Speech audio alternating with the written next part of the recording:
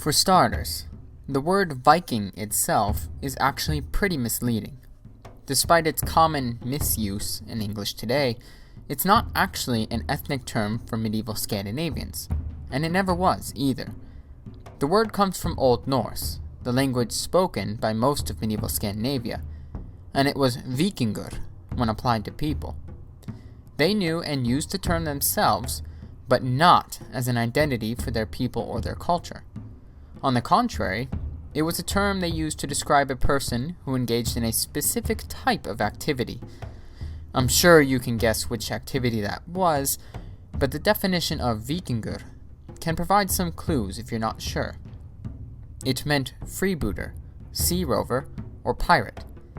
In other words, they only used the term to describe someone who went Viking, which was one expression they'd use for a person who went on a raid. This means that, historically speaking, the term was actually more like a job title. But even then, it was primarily a seasonal, part-time job undertaken by a relatively small portion of the population. Those individuals weren't necessarily warriors with combat experience, but rather young, unmarried men, typically, looking for some quick cash to help start their own farm and family. Yet, even so, raiding parties, Vikingar, often included women, whether they fought or not.